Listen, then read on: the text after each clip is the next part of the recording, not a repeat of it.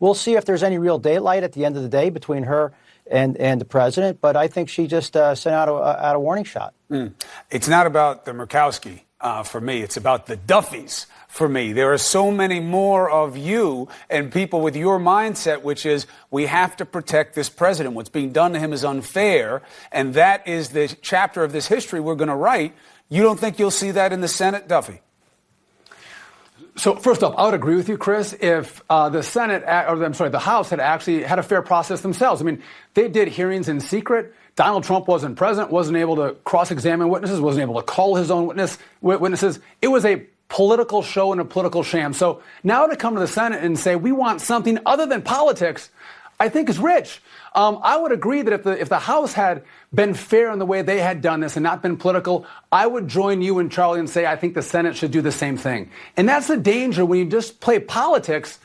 It trickles down. And so now the Senate's going to play politics. And I think Lisa Murkowski, she's an upstanding lady. Do I think she gets any traction? Probably not.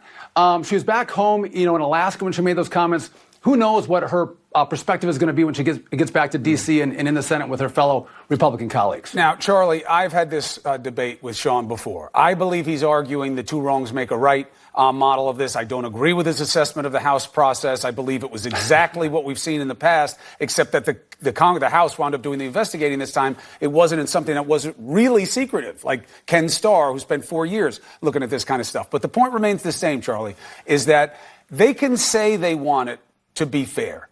But the politics of what Sean is laying out, is that too strong to have the Senate be anything other than the correction of the House for your party? Well, I think, to be fair, I think the House did rush their process more than they should have. They should have insisted on witnesses and subpoenaed people and tried to enforce those subpoenas. That said, a lot of these senators have been running their mouths. And they should at least put up the pretense that they're going to be impartial, even though many of them have already made their minds up.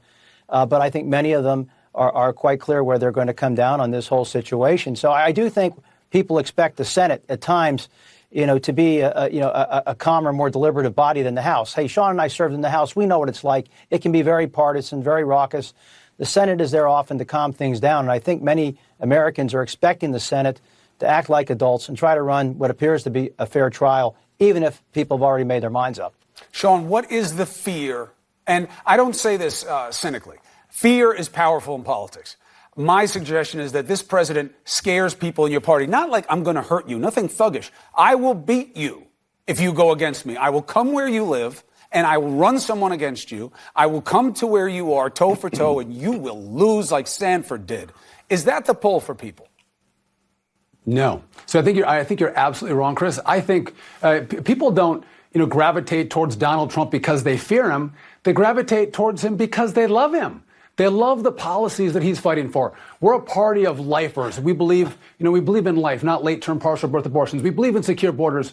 We believe in fair trade. We believe in limited government. Donald Trump has fought for all those things, and that's why people love him. No one's afraid of him. And people who disagree with him, and Charlie was one even when he was in Congress, would say he disagrees. Murkowski feels like she can say she disagrees.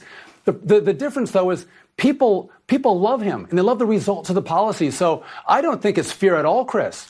It's love and affection for a president who has stood up and fought for the principles that Republicans believe in. And by the way, we've had presidents and leaders who said, I believe in all these things that you Republicans believe in. They run on that, and then they never do it when they get into office. Donald Trump has actually kept his promises, and for that he has a 90% approval.